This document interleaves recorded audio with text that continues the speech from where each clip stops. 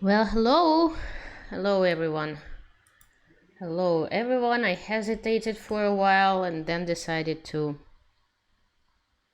There is a fly in my room. Thank you so much for subscription. Decided to make the stream tonight.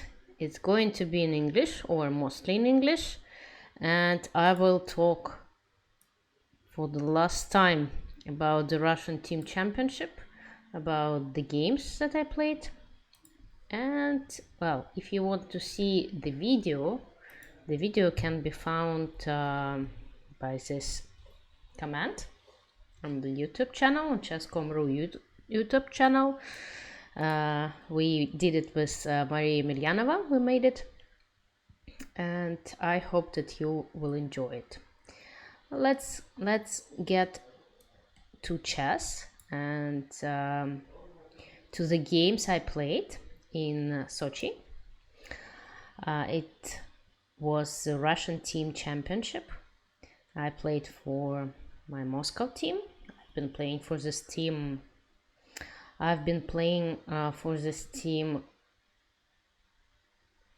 for quite a while.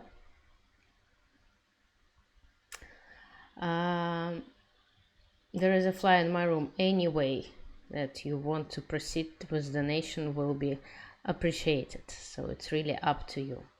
My team had a perfect score, and I started pretty well.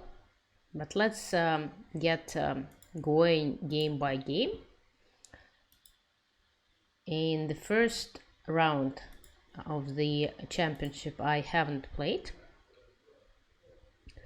I had not played since my team decided to give me a small moment to relax before diving into a big game. And well, considering actually taking into account how the tournament went, it was a very wise decision.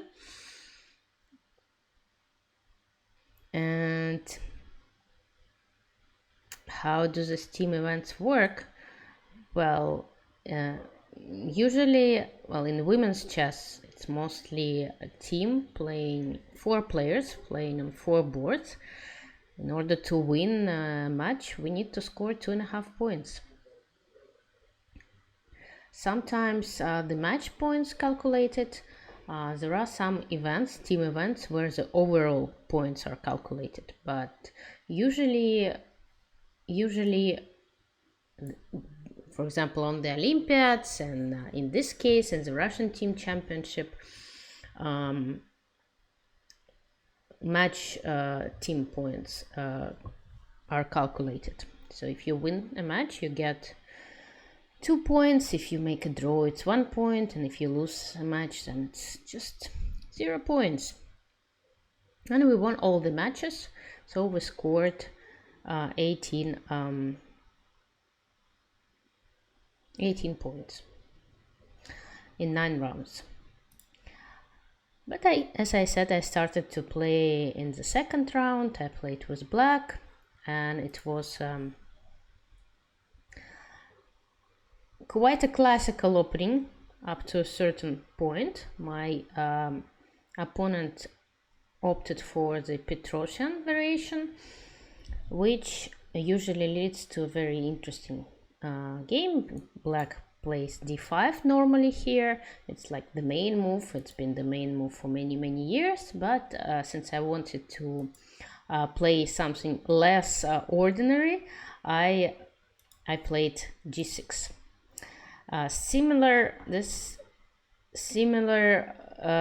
opening was chosen by Maxim Vasilograf in his game against Yan Nepomniachtchi, the candidates, well, without the move e6, but it can of course transpose. Well, it's quite risky, because black is not really fighting for the center for the moment, so they wait and try to develop the bishop first, and sometimes even let white place the pawn on e4, so white has a very beautiful center. But as it sometimes happens with fianchetto's bishops, they are actually looking at this center, and black is hoping to attack it later in the game. But after queen to c2, I haven't played bishop g7, I actually played c5, so I didn't really let white take central advantage, put the pawn easily on e4. I attacked the center immediately. D takes c5, b takes c5. Well, that would have been very strange, right, to take with the bishop, because I already played g6. Also, bishop takes c5 is a possibility. I took with the pawn. Bishop to f4, white played. Her idea is quite simple, since black weakened black squares, and if I go to g7, she can already consider playing bishop d6, stopping me from castling, attacking the pawn on c5. Of course, I didn't want to let it happen, and I didn't know this position during the game. So I spent quite a lot of time trying to figure out what would be the best way to proceed. And I opted for knight h5, another very untypical move. We usually say don't put your pieces, especially knights, on the edge of the board, and here I'm doing quite the opposite. But as I said, I decided that it's worse. It's actually very important to force white's bishop to go away from this diagonal in order to be able to develop easily and not being afraid of any piece appearing on d6. My opponent played bishop g5. This move is fine, although bishop to e3 was was the move that I considered the most during the game, and I thought it's the strongest. Also, bishop g5 is fine, f6, but here my opponent played bishop h4, and this is the step in the wrong direction. Actually, there was a game that I figured it out later. If bishop e5, you ask. Sorry, I don't see the chat because I'm streaming on my laptop. I cannot really follow the chat simultaneously. Bishop e5, f6, same story. Because if the bishop goes to g3, I can already take the bishop. That was my idea, so bishop e5 is not really a good move. And surprisingly, bishop to e3, blocking the pawn, but at the same time attacking the pawn on c5 and making, again, my idea of developing the bishop to g7 more challenging. Bishop g5, f6, and here my opponent played bishop h4. As I said, it's not the best continuation. But bishop e3 is much better. There was a game played in 2017 in St. Louis against David Howell and Jeffrey Kshonk, and white won. White won here. Black played f5, rook d1, bishop e7, g3 followed, g5. Well, that was quite a complicated position and game, but nevertheless, this very strange looking maneuvers at the opening did not let black equalize. But as I said, that was not my intention. My intention was to get something not really ordinary, try to get my opponent out of the opening lines, and I managed to do so. Bishop h4, as I said, I think is a mistake. As you can see, the computer thinks the same. g5, bishop g3, and that was my idea, and it happened. I managed to get the bishop to g3, and I managed to exchange it a few moves later for my knight. So that's why white should have been more careful and should have paid more attention where to put the bishop. Because here, after knight c6, e3, I didn't even hurry to take on g3 because there is no way white bishop can escape. f5, very nicely looking pawns. I don't know why computer here doesn't like my position, but I certainly did like my position a lot. This pawn chain you don't really often see during your games. So finally I exchanged my knight for the bishop. I played bishop g7, and of course I have very nice position with two strong bishops, and it's good for me that my pawns are not standing in the center. They are not standing on the way of the bishops. Knight to b5. And here I haven't really, I think I haven't found the best continuation. I played queen to b8. Again, I spent a lot of time here trying to figure out what would be the best way to continue, and apparently it was rook to b8, not being afraid of knight d6 check, because then I would play king to e7, and the idea behind all these maneuvers that it's very difficult for white to protect the pawn on b2, and my king in the center is perfectly fine. There is no way for white to attack it, and I can then play h5, bishop f6, h4. My position is very good. Instead I played queen to b8, and white could have started attacking this pawn on c5 by playing knight to b3. The position is very unclear, but my opponent decided that since I moved my queen so far away from the king's side, she can go for an attack. And well, that was a little bit over optimistic. She sacrificed her bishop. Of course, when I played queen to b8, I calculated the lines with bishop takes g4. And I don't know what my opponent missed here. She played knight to e4, but the very important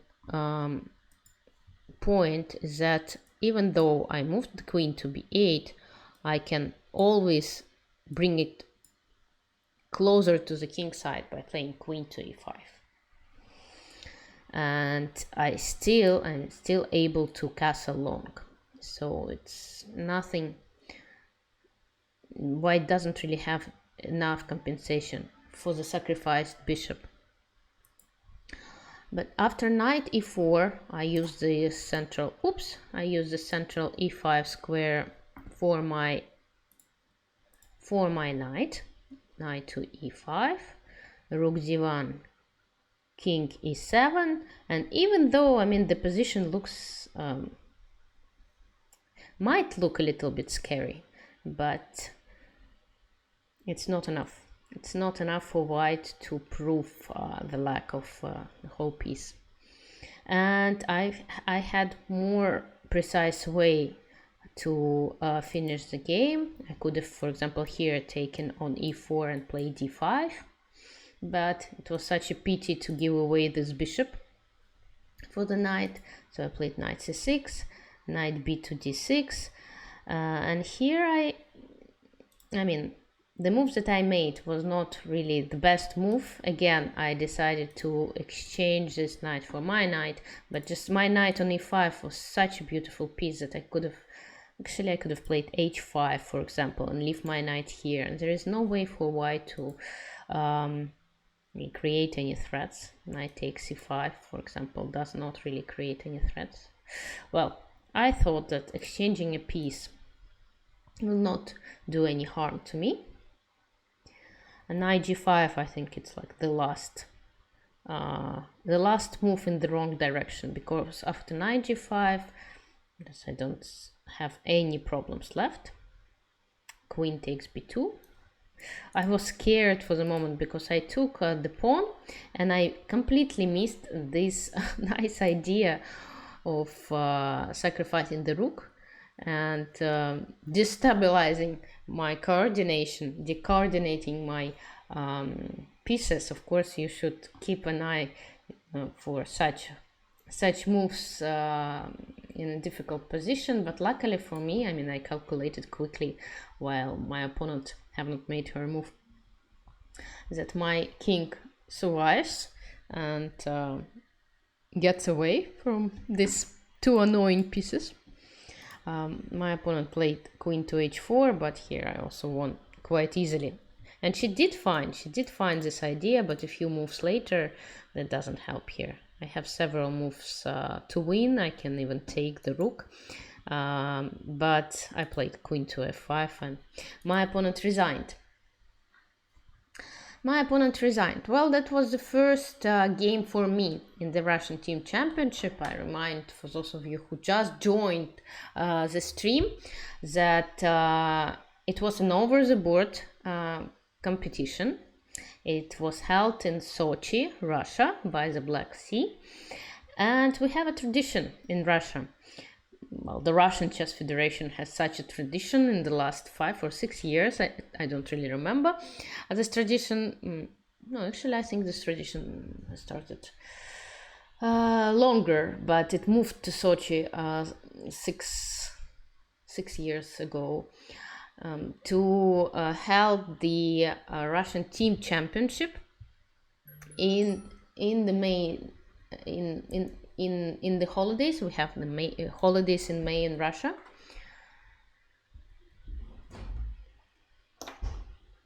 Just a second.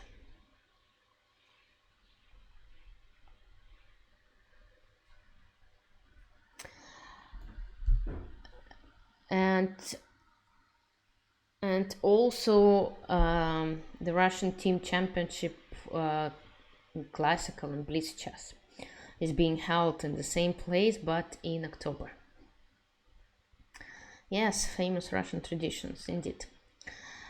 I do speak Russian, but today I decided to make the stream in English to tell my fans, my English-speaking fans, about this event. Hof believers, thank you so much for your subscription.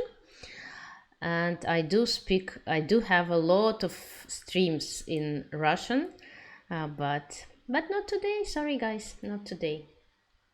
So the tradition is to hold this Russian Team Championship during the May holidays, and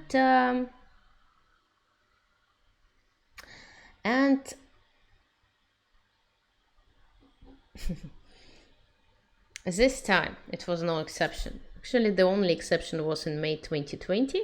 The event has been postponed and finally was held in October, I believe, or maybe November, in the fall of 2020. But this time we played over the board, and it was my the first game of 2021, the first classical over the board game of 2021 was the following one, the one that I just showed you, and it was played on May 3rd. Okay, anyway, that was a good start for me, good start for my team, and we move on to the next game that I played. I played it against Alexandra Maltsevskaya. She had a very nice tournament, and it was a very crucial match because we played against the team from South Ural, well, that represented South Ural, and this team took silver medals. It was very, very important to score well in this match. I made a draw, although I did miss some possibilities to get an advantage.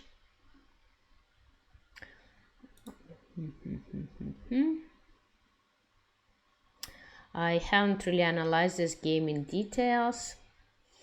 It was not very easy to find these ways that led to advantage. For example, here I could have taken on e7 and take on d5. Jaxer 2016. Thank you so much for subscription. And there's a nice idea, rook d8. Of course, I didn't see it during the game. The idea that if black takes, I give a checkmate. Well, quite easy to miss, but black holds even here by the only move, king to g6, and surprisingly I cannot get something very serious out of this position.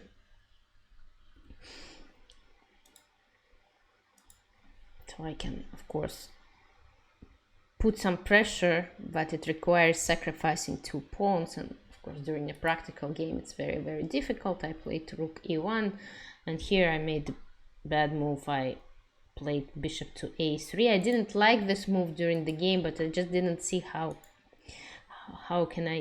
what should I do instead, because the pawn is about to be taken. So but anyway, after bishop a3, she could have played bishop f4. Very nice move that we both missed.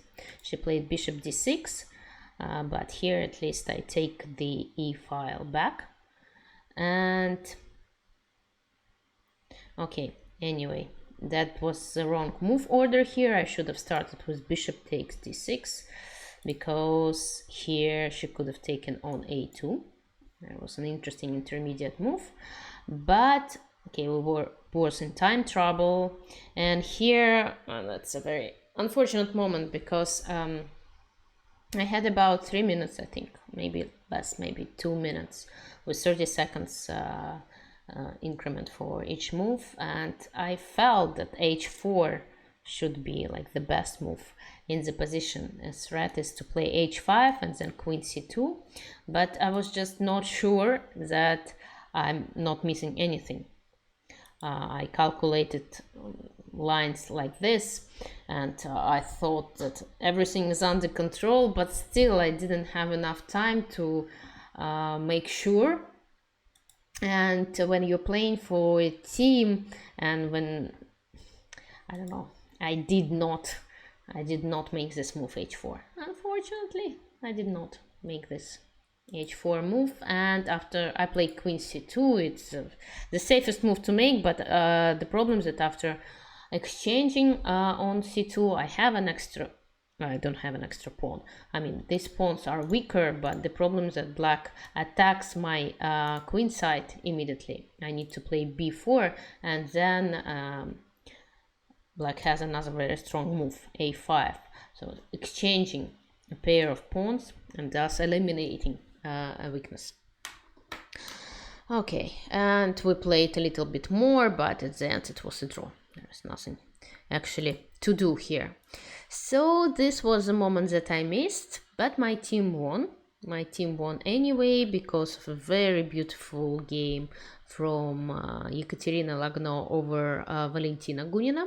It was a very interesting Caracan game. If you haven't seen it, you can check it out. I suggest to check it out. It's a very important game theoretically.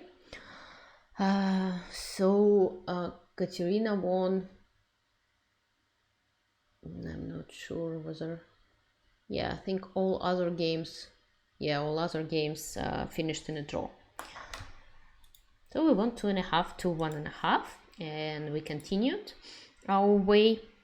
Then we played against another team, and I was also quite lucky in the opening. My opponent chose 2 knights opening, and the plan was king h8, knight g8.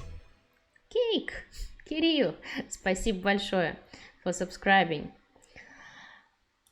That's a good plan, but I prepared knight c3 and knight d5 continuation for this idea, and she made a mistake. Here, before playing knight f6, black should take on e4 and then play knight f6. What is the difference? It's an opening trap. The difference is after knight f6, I play knight g5, and if black takes on d5, I have a very strong intermediate move, sacrifice. So the idea behind it, that if black takes, I just checkmate black.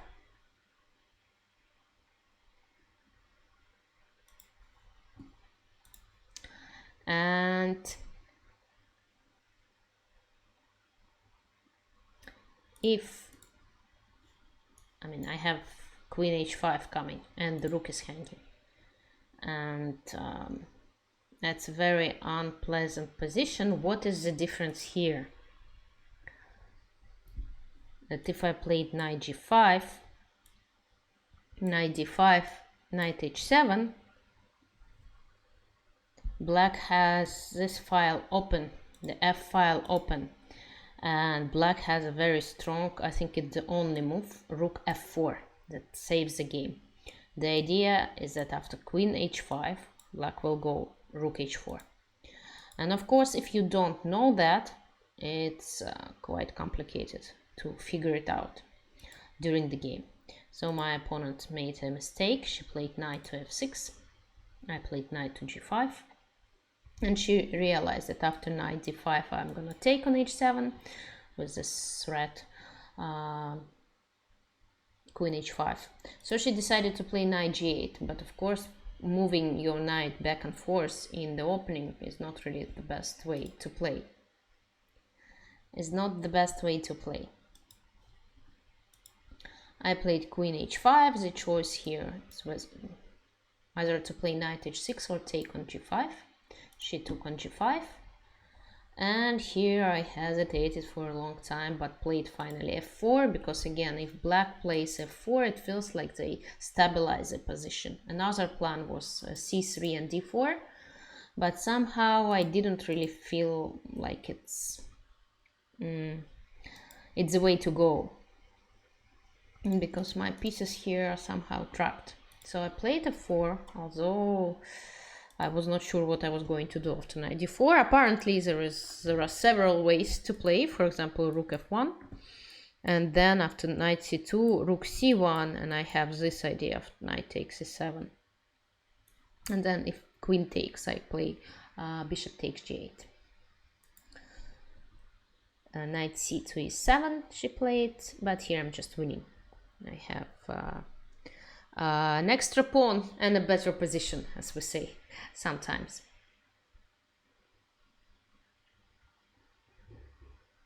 Where you can see the results of this day. What day? Do you want to say where you can see? You want to see the results of the event? I'm gonna share with you the link where you can see all the results of the Russian team championship. But I will need some time to find this link. I need some time to find this link. Okay, here we go. Here comes the link. That's the link to the chess results server that is being used most of the time for chess tournaments, for pairings and okay. And I won this game beautifully, but again, it's very easy to win in such a great position. Here I have several ways to win. I played d6 and I played queen e4. I sacrificed the pawn in order to play queen e4 with a tempo, with an attack, and then rook e6, and here rook h6 is coming, and she resigned. Then there was another interesting game and very important game against Olga Gire. Olga played for the Yugra team, and this team won Russian team championship several times, but this time they took bronze. And Olga used to play the Caro-Kann defense all the time with black, but now she expanded her opening repertoire, and she's playing the open variation in this Ruy Lopez sometimes. And so it was a very long theoretical line, which of course, which I did not play well. I just mixed up the move order. I prepared this line at home, and I was planning to take on d5 and then play a knight g5, and then after queen e8 we reach actually the positions that happened in the game. But in the game, instead of taking on d5 first, I played knight g5, and here's the difference is that black can play h6. I need to take on e6, queen takes e6, and this position is perfectly fine for black. Actually, it's white who needs to play for equality, because I have very weak double pawns on the b file. And if we compare this situation, h6 here is a bad idea because of knight takes f7. Here, this move is made because h6 doesn't really work. And I'm winning back the bishop.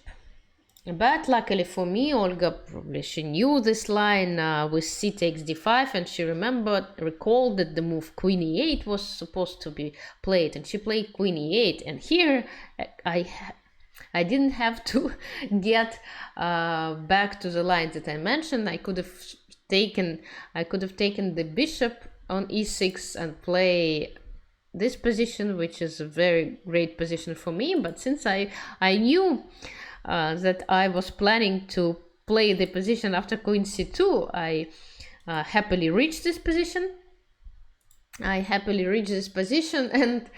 And well, bishop takes g5 apparently is not the best move. At home I analyzed mostly g6, and the position is about equal here. But after bishop takes g5 is not so easy for black to play, and I played well. Only here. I mean, I saw the move knight d5, but somehow was not sure about the evaluation of this position that can appear on the board, because black has two. They are winning the knight on a8. And I was not sure how to evaluate this position, whether it's better for white or not. Okay, if you see the computer evaluation, you understand that it's better. But during the game, I calculated here queen takes g5, rook d6 for quite a long time, and it was not that obvious. I saw the move bishop e4, and I was not sure. Whether I'm actually my position is better. So I played a bishop h4 instead. It's also a possible move, but here after knight e5, knight d5, knight g6 was a possibility for was the best move for black to make. The idea is after knight takes e7, the rook pins my knight, and I still have two double pawns on the board. I'm going to win the a6 pawn, but black has some counter chances since the knight is very far away. The bishop is on the long diagonal. Black has some ideas with h5, h4, and then attacking my king side. So some compensation for the pawn, and it's not that clear. The position is not that clear. Instead, Olga played bishop e6. It felt that she thought that this position after rook d8 will be possible to hold, or maybe she simply missed this rook d8 move. I'm not sure. I didn't have a chance to talk to Olga after the game, but apparently it's not a fortress. It's far away from being a fortress, and because we have pawns on the two sides, on the king side, on the queen side, and I'm winning the a6 and b4 pawn, and keeping one pawn on the b file, which helps me to distract black's rook, while I am trying to improve the position on the king side. And yeah, I won quite easily, although again during the game I was not so sure about the evaluation of this position. I was not so sure that it's easily winning, but Olga helped me. She took on b4. Of course it's a blunder, because after knight takes b4 I just play queen d6 with a double attack.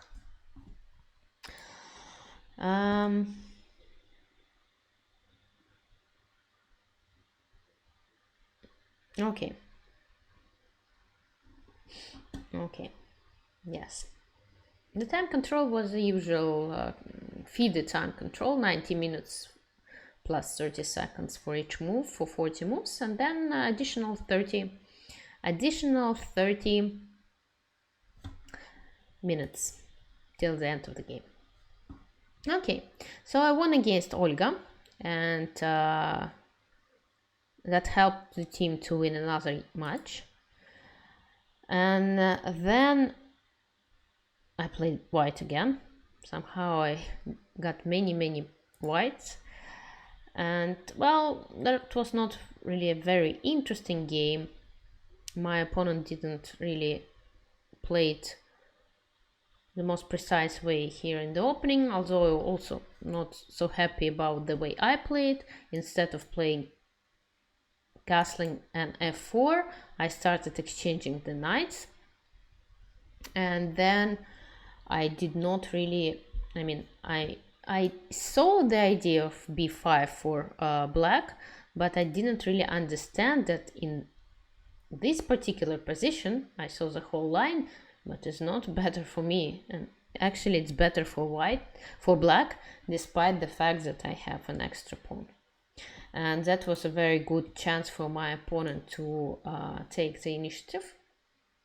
Instead, for some reason, she decided to give away another pawn, and well, yes, and then probably it still was a playable position, but instead of trying to blockade these passed pawns, she decided to give me a checkmate, and well, that's certainly was the wrong plan. Rook d6. Rook g6 is a very bad plan. She needed to fight for the only open file and try to blockade the pawns.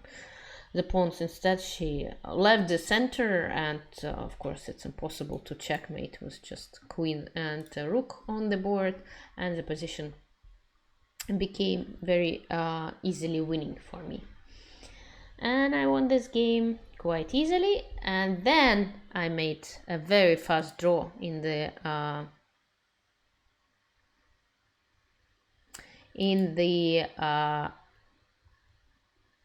seventh round, and I did not play in the 8th round. The team won both matches, and we secured gold medals with one match to go.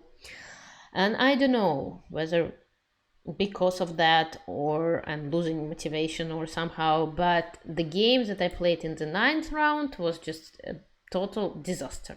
I went for an opening line that I did not really know, and I played very badly, and my opponent was rated 300 points lower than me. Oops, what happened with the board? I closed too many boards. Nevertheless, she played much better this game than I did, and that was the only chance. The current position, the position on the board, was the only chance to save, to try to save the game. Rotten Cucumber, thank you for 5 mystery gift subs. Nice. Lucky gift subs winners. Так. And so my opponent just played bishop to e4. That was a mistake. Before that, her position is completely winning. completely. Any move. Rook d5 is an excellent move. But she decided to calculate some lines and played bishop e4, hoping that after bishop e2, she can play bishop d5. And actually, because of this bishop d5 and because of not being able to find the right continuation here, I did not take e2. I was in time trouble already. I had like a minute on my clock, and I did not realize that I can take on d5 with the rook. And then if she takes with the queen, I take, and after e takes, f takes e2, I have the only move that I did not also see during the game, but the winning one. I'm winning here after queen h1, protecting the rook and d1 square. And if she takes on e2 with the pawn immediately, I can take the rook. And after e1 queen, she has two queens, but I have two rooks for a queen. I did not really, see that. And the position after queen e2 is quite unclear. Although it's still, I think, pretty unpleasant for me because she has an advanced pawn. For example, if I take, she takes, I think it's just simply losing. There is no way to hold this position. But apparently, I can keep the queens on the board, or I can try to exchange them in a better situation. For example, right here, I also have a passed pawn, and I might be able to save the game. Although, still a very long road to go. And yeah, I spoiled my performance in the tournament with this unfortunate loss a lot. And of course, it's a pity to finish with a loss after a very nicely played tournament. But it just shows that there is a lot to do. There is a lot to work on. Работа над ошибками, да. Работа над ошибками должна начаться. And my next tournament, my next over-the-board tournament is in exactly 2 months. In Sochi, also in Sochi. I'm going to play in Sochi all the time this year. It seems it's gonna be a World Cup. Hopefully it's going to take place. It will be like overall open World Cup and women's World Cup, and the new system is going to be used. So more players will be played, will be playing, but some of the players will be joining. It's like a tennis system. Seeded players are joining the winners of like first 2 stages in the 3rd stage. So I am going to start, I think, on July 14th. And of course, I need to prepare. And I also need to stream a little bit more. Because I know that in April and in May, it's been difficult. In April, the candidates tournament took all of my time covering it. And I ignored, I neglected again my own channel because sometimes it's just impossible to stream everything. Right now I'm in France. I traveled to France yesterday, and this time no problems with crossing the borders so far. We just quite easily left Russia and entered France.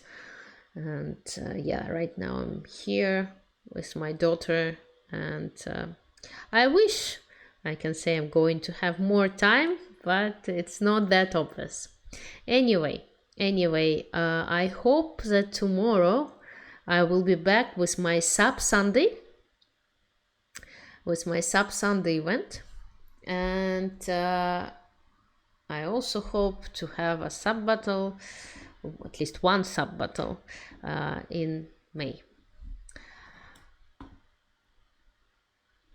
And if you haven't watched the video from Sochi that we made for chess.com.ru, I do recommend watching it. It's one day from from my life. One day from Sochi. Yes, as always, exactly 7 a.m. wake up call, at least on work days, on weekdays. But oof, it was such a long time ago, the issue with online chess Olympiads, that I don't want to get back. Many things have happened since then, and I'm not the person who is looking back. I prefer to look forward. And it's been already played, it's been forgotten, but the only thing, we keep getting medals and some for this Olympiad from the government. We just have been awarded with some medals, and well, and that's it for today. My daughter is waiting for me, so it's not going to be a very long stream. I remind you that if you have accumulated 10,000 channel points, you can play a game with me. Well, it's better to do it tomorrow because tomorrow is going to be sub Sunday. And Dirk J, hello, and yeah, Pawn Mars Destroyer 9999. Oh, you're getting there. Да, так что всем большое спасибо, кто смотрел. Прошу прощения, что сегодня на английском. Стрим на английском, но будут и на русском. Да, ламповый стрим, на самом деле у меня лампы. Здесь с освещением тоже проблемы. В любом случае, подписывайтесь на мой Discord. Не могу обещать, что я буду публиковать расписание, как было раньше, за неделю, но в любом случае стараюсь там что-то сообщать о предстоящем. Okay, the raid time. Whom should I raid? What channel should I raid to? Any suggestions? Any suggestions on raids candidates? Actually, I'm going, oops. Everything we do. I'm going to raid to Vlad Dobrov. It's a Russian stream. It's a Russian stream. Так что будет рейд да, Тартуга, на русском. Окей, всем спасибо за внимание. Thank you so much for watching. Even though my stream was in English, I'm raiding a Russian-speaking grandmaster. Maybe you can practice. You can practice more. Всем до скорого. Приходите завтра. Я думаю, где-то примерно в это же время, 10 вечера по Москве. Yes, Tartuga is a turtle. I believe it's a turtle in Spanish, right? And yeah, come back tomorrow approximately same time, maybe a little bit before that, a little bit earlier, and for sub Sunday gonna play as usual. Take care, guys. Sending the raid right now. Всем спасибо и до скорых встреч. Пока-пока.